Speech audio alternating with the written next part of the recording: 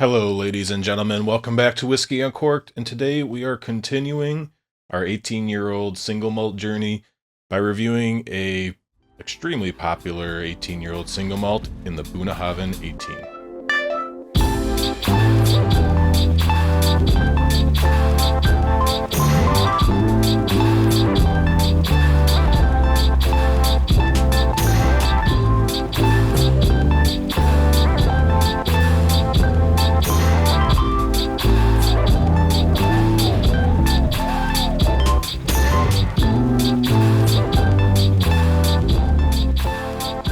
All right, so here's the deal. There is a lot to talk about in regards to this particular bottle.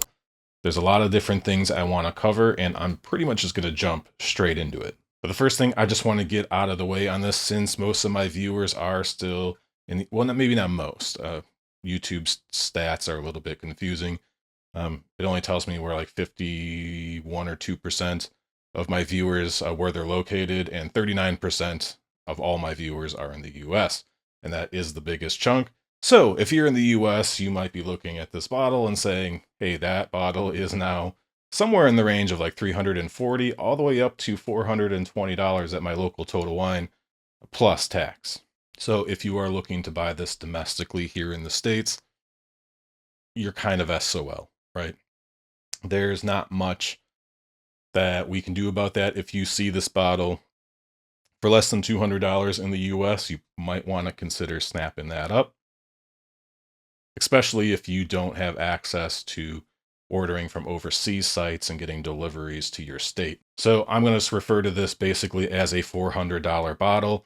I know there is some variation, but that $400 plus tax is putting this up in the range of Dalmore 18 and Macallan 18. Now I'll say this right off the bat before I even do the review, that if I had to buy a $400 plus bottle of 18-year-old whiskey and my choices were Bunnahabhain, Dalmore, or Macallan, I'm going to choose this bottle every single time. But we're just going to have to kind of ignore the fact that it is $400 because I wouldn't do that. This isn't a $400 whiskey. Regardless of how good it is, it's not $400. And we're going to have to focus primarily on what the price should be according to the UK pricing.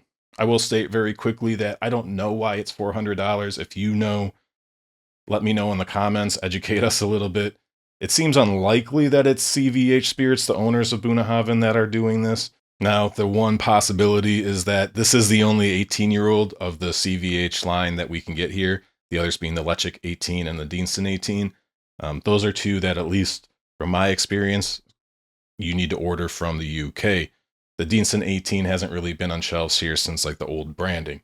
So maybe there's something going on there with this kind of just getting premiumized here in the States, but my suspicion is that it's something in the import and distribution networks that, to use a term from our UK friends, someone's taking the piss. So we're going to go off of the current UK pricing, which is up to about £148 on the Whisky Exchange. I bought this back in February from Nichols and Perks, another UK site, for £128. It's still listed as that on their site, although they are out of stock. So it seems as though there may have been a recent 15% or so price increase on the Bunnahabhain 18 in the UK. So this is getting to be a pricey bottle. Ironically, and I'll get into the tasting notes here real quick, don't worry, but pricing, I think, especially if you're in the US, you're looking at this like, this is crazy. Like, I can't even buy this bottle anymore. You can still get it for something somewhat affordable price. I mean, no, it's not affordable because it's probably going to be about $200 at least, depending on how many other bottles you buy to kind of mitigate the shipping charges and everything. So this is an expensive bottle. But even for our UK friends, at £148, this is actually £1 more than the Whisky Exchange is selling the Bruichladdich 18 for at £147. And that Bruichladdich 18 caused a lot of ruffled feathers coming out at that around £150 RRP. So it's possible that maybe with the release of the Bruichladdich 18 and it sold well, maybe CVH felt they had to raise the price to kind of match that. The Bruichladdich is a few percentage points of the ABV higher. At the end of the day, it is what it is. It's 148 pounds on the Whiskey Exchange right now today. And if you look, you'll also see that the 12-year is about 45 pounds at the moment, which makes the 18, even in the UK, about 3 1/3 times more expensive than the 12-year-old. I haven't heard any grumbling yet from like some of the other channels, but I'm sure at some point this is just going to get lumped in with a lot of these other quite expensive whiskeys. But we're drinking the bottle today. We're going to do the review. We're going to score the whiskey based on its quality. We'll talk about value a little bit and do a little bit of comparison with the 12-year-old. All right, so a little bit more information just about the bottle before we do our tasting notes. Like most CVH whiskeys, whether it's Deanston, Tobermory, or Bunnahabhain, it's coming out at 46.3% ABV. It is obviously age stated at 18 years old. It's natural color, non-chill filtered, and on the back, this is stated to be matured exclusively in ex-sherry casks. This makes it slightly different from the 12. It's not a one-to-one evolution. The 12-year-old has a combination of bourbon, sherry, and whiskey casks, which you can take to mean refill. So we're talking about a 100% sherry matured whiskey at 18 years old. And they just said ex-sherry, so you can take that to probably mean first fill as they mentioned the whiskey casks and the 12. So I'm just using a little bit of deduction there. If you know otherwise, please let me know in the comments. And with that, let's get into the tasting notes for, spoiler alert, an absolutely fantastic single malt scotch.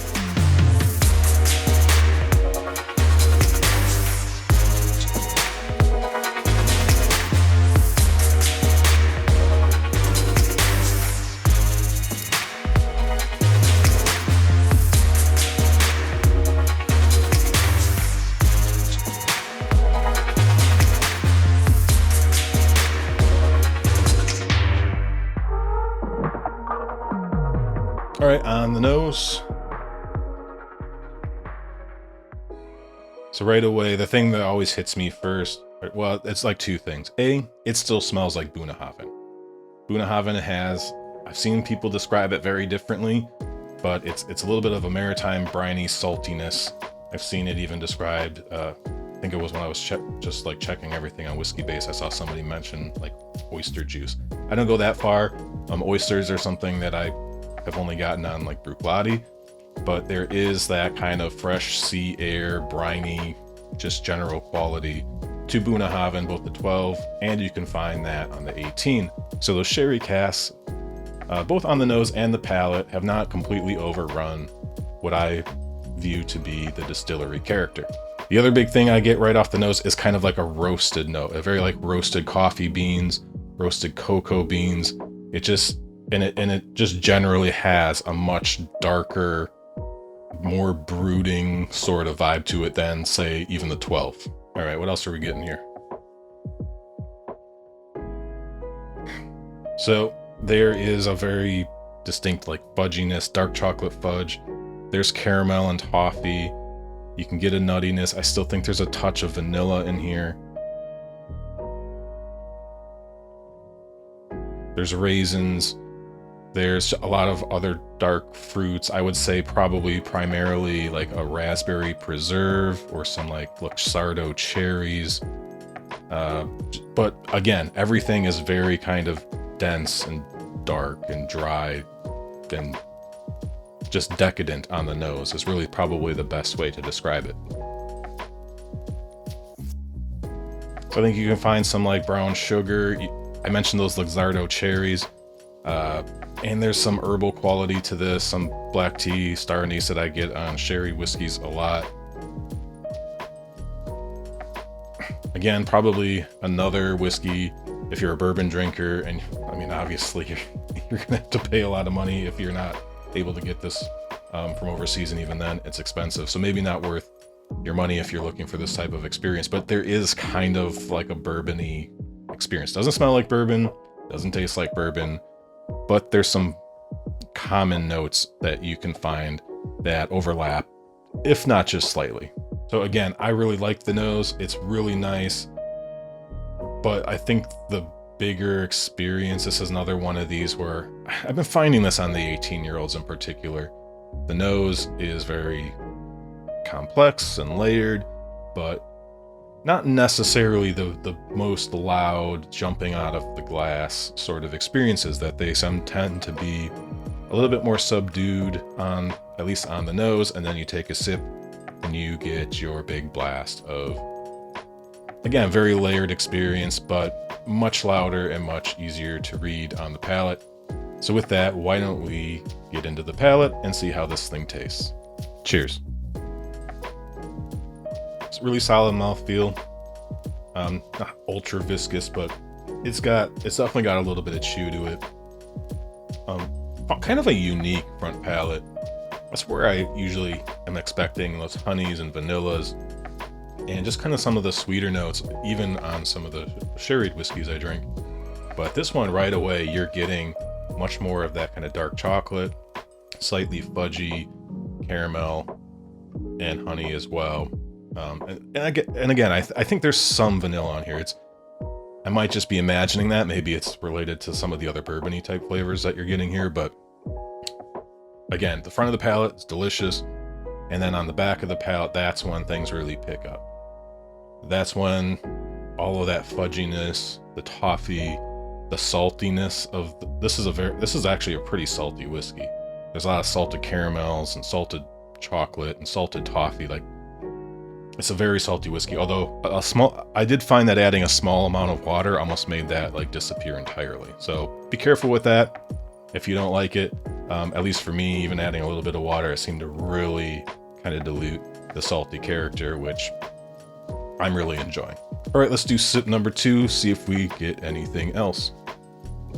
There's one kind of really identifiable like candy in here, and that's like chocolate covered raisins, raisinets, almost like unmistakable. You can say kind of like chocolate covered dried cherries as well. I mentioned Luxardo cherries on the nose. Definitely can pick up some of that here. But if I'm going to try to describe this, just at least on the palate before we get into the finish, we're talking like a nice sit-down restaurant, and they have some dark chocolate fudge brownie with raspberry ribbons in it. And on top, there's like sprinkles of sea salt and English toffee, and then there's this light caramel drizzle over the top. That probably at least explains the palate for me as accurately as I can think of. It's rich, it's decadent, but this overall kind of really fudgy experience does morph into a really nice finish. So let's take one more sip and I'll talk about what I'm getting there.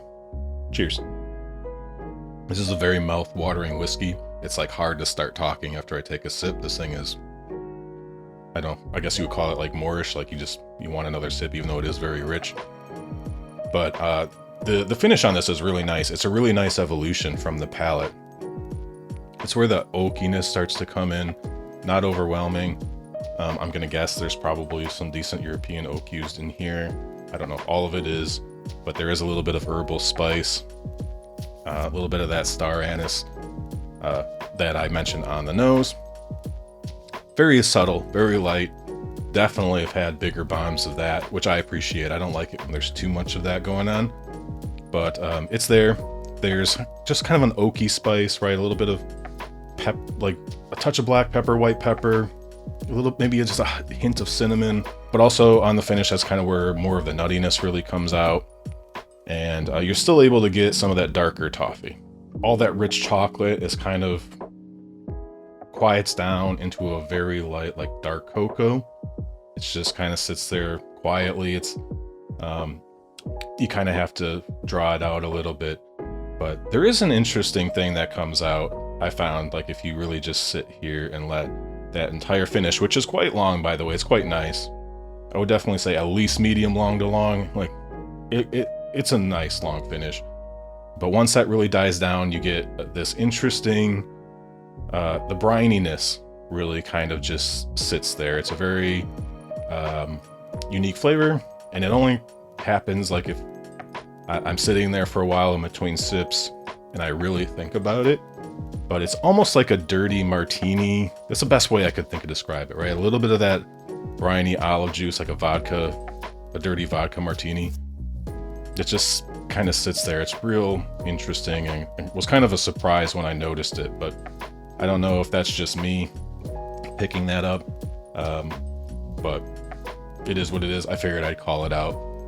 Dirty martini is kind of the best way I thought to put it. It's been years since I've had a dirty martini, but I used to order them here and there, but past life, I suppose. Okay, so overall, you're talking a pretty rich, decadent whiskey that doesn't quite go over the top. That saltiness really helps break it up a little bit. I'm a big sucker for like salted caramels and salted toffees, that sort of thing. Sea salt, dark chocolate, any of that stuff. I'm a huge fan of that. That's like my type of candy, even though I don't have much of a sweet tooth.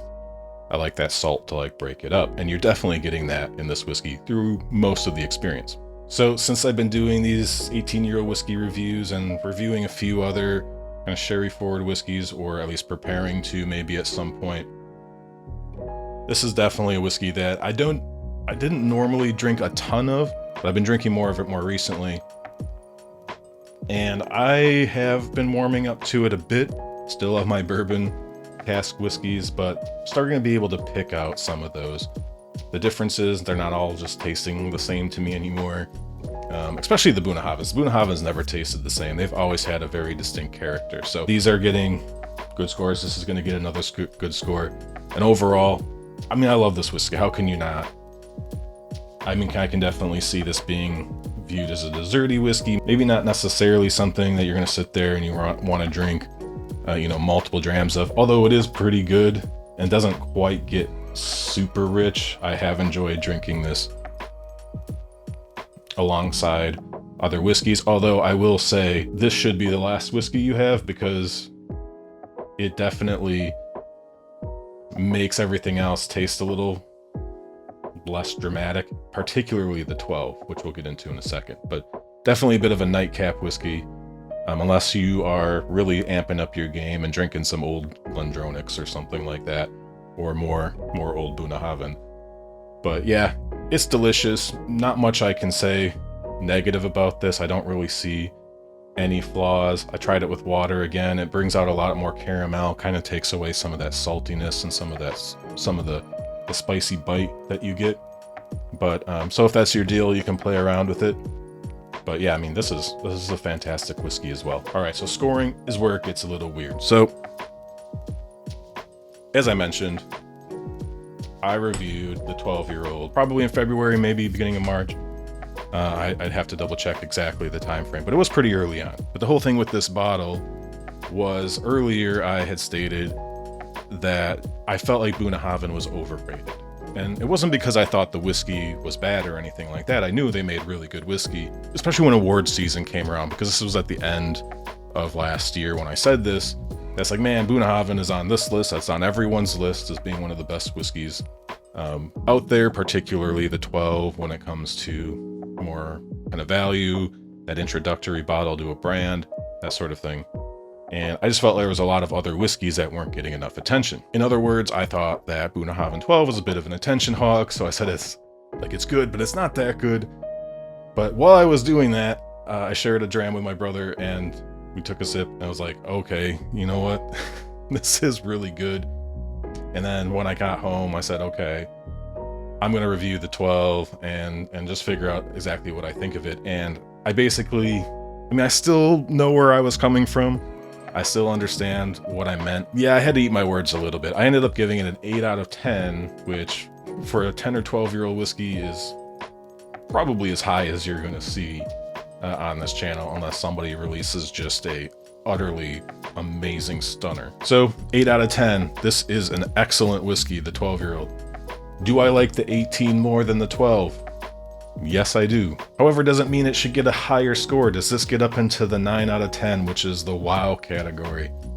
And I mentioned in my Altmore 18 video, I said that for something to get a 9, it needs to do something that I can't easily get anywhere else. It needs to do something really special. So when I was thinking about giving this thing a score, I was like, well, I like it better than the 12, so I'm going to give it a 9 out of 10. But then I was thinking about it, and I was like, well, it doesn't, like, completely wow me, right? 9 is wow, W-O-W, period. It's just, holy crap, this is good.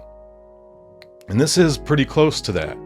However, I really feel like these two whiskeys are on par from a quality perspective. I mean, it's Bunnahabhain, right? We're expecting the materials and the casks to be good. We're expecting the blending and the vatting just to be phenomenal, and you can say that about both of these bottles. In my opinion, almost equally. Given that these aren't one-to-one evolutions of each other from the 12 to the 18, because the 18 is 100% ex-sherry, you are expecting some differences in flavors. This is maybe a little bit of a challenge when it comes to like the 10-point scale, which I've decided to use, and I stand by. I understand what I'm doing here, and I'm trying to create categories of whiskeys. If I was gonna, like for this video, draw that out to a 100-point scale, this gets an 8, I would say this is an 83, and this is like an 88 or something like that. I haven't thought about it super detailed, but yeah, this is a low 8, it's a high 8, but the quality here puts it at an 8 out of 10. You're just getting different flavors, a different experience. And yeah, I think the 18 is a little bit more complex. It obviously has flavors that are a little bit more hard-pressed to find in younger whiskeys. But at the end of the day, I'm gonna stick with an 8 out of 10 on both of these, with the caveat. So basically, if you love the 12, if you say that I like the 12 better than the 18, I mean, I don't blame you. I do prefer the 18, but I think from a quality perspective, we're really just, these things are equal, and we're talking more about a flavor preference between the two, and obviously budget. All right, let's talk about value real quick. All right, this has kind of been the theme more recently with these 18-year-old single malt reviews. Currently, the 12 is sitting at 45 pounds on the Whiskey Exchange. And this, the 18, is sitting at 148 pounds. That is a 3.34, I did the calculation. It's like 3 1/3 times more expensive to get the 18 than the 12. Now, this is 100% ex-sherry, which you could probably understand is going to be more expensive, especially today with all the cask problems and things. Casks are getting really expensive these days. So to buy new casks to make more Bunnahabhain 18, that won't be released in another 18 years. Like it's costing a lot of money versus bourbon casks, which are also getting more expensive, but this does contain some amount of refill casks, which is helping shave some price off of it. However, we've talked about a couple whiskeys where the 18, I think it was the Deanston, which same company. I think at least that day that I checked it, and I'm going off of UK pricing here, because as I mentioned, the Deanston 18 really isn't available in the States, at least not that I've seen, not in the areas where I've lived, at least not since that old branding. But that was more of like a 2 times, like the 18 was like twice the price of the 12-year-old. This is over 3 times the price. So if you're willing to pay the $400 here in the States, again, if that's what you like to do and hey, money is not an issue for you, more power to you. This isn't a channel where I'm going to scold people for buying stuff that they like if they can afford it. At least not yet, but we'll see how bad things get, maybe at some point. If you're buying the 18 for $400 here in the States and you're happy, you're happy. Drink it and enjoy it. But the rest of us are going to have to kind of do some additional math and say that $400 probably isn't worth it. The 150 pounds, however, is also pushing it, right? Again, you're probably going to be paying, it depends on what site you get it from. It depends on the shipping charges. It depends on how much you get. If you're in the UK and you're buying the 150 pound bottle, because look, I mean, it is a very good whiskey. Value wise though, you've got to know that you like this. This has to be really high up on your list. This is, it's a similar thing as some of the other 18-year-olds we've reviewed. It's probably going to be a bit of a theme in the post-mortem to this whole adventure we've been on. It's not egregious if you're paying the 150 pounds, but it's pushing it. And as I mentioned, this, at least on the Whiskey Exchange today when I checked, it's 1 pound more than the new Bruichladdich 18, which a lot of people had an issue with that price, and that's a 50% ABV whiskey. But we're going to have an 18, it's going to be a little bit more of a crowd pleaser. It's going to have that decadence, the big chocolate, the caramels, the toffees, all of that fun stuff. So if you're willing to shell out for a bottle of the 18, I'm certainly not going to blame you. When this bottle's gone, am I going to run out and immediately replace it? I'll probably look for some independent bottlings of Bunnahabhain. Although, I might as well bring it out here. I did find something pretty fun. So sometimes in the States, we get screwed with $400 bottles of Bunnahabhain. But sometimes we go into a random liquor store that is in complete disheveled disarray, and we poke around the Scotch section, and we find an older bottle of Bunnahabhain 12, and we get behind my face so it focuses. But yeah, the old label of 12, $65, same price as the as this guy here. I've always wanted to get a bottle of this to try to contrast and compare whether this is, because as I mentioned in the review, a lot of people say that this version of the 12 is better than this one. And if this is better than this one, damn. Anyways, want to point that out. We do get lucky with some of this, and actually this isn't the only dusty bottle I've gotten recently for really reasonable prices, but that'll have to be another video. I'll set that one over here. I will definitely report back on what my findings are there, but yeah, another really interesting case in this whole 18-year-old single malt journey. Prices are continuing to rise. Again, like I said, it appears that just from a few months ago, I must have got in right under the line before the 18 increased. Even the Glen Murray video, the Glen Murray 18, when I made that video, I paid $90 for that. Again, earlier this year. I was just back at that same Total Wine today. It's now $105. So a $15 increase on top of nine, like that's, I mean, I don't know, 20% increase or something like that. Things are getting wild. And even since I started doing this review, a lot has changed, or the series of reviews, a lot has changed. So we're racing to the finish line. I'm going to be bringing back 2 more bottles of 18-year-old single malts that have been waiting for me in Wisconsin. Next week, fingers crossed, should be a Talisker 18 review. Another very interesting bottle with, especially with the people in the UK, having strong opinions on the price increase there from a few years back, although we'll have to see where it sits today. And then we're going to hopefully be wrapping up the series with the Lechik 18 review and then the new Port Charlotte 18. So I know this 18-year-old Bunnahabhain is going to be the favorite of a lot of you, a much beloved bottle. Where are you at with this one right now? Are you paying the $400 here in the States? Are you ordering it from overseas? Were you lucky enough to stock up? What's your opinion on how good this is, how much better than it is than the 12? How many of you out there like the 12 over the 18? I mean, let me know what you think, because this is a really interesting case study here. I'm not chiseling my opinion in stone at this point. I'm still figuring this whole mess out. I've learned so much doing this series, and I know every bottle I drink, it completely like shifts my opinion.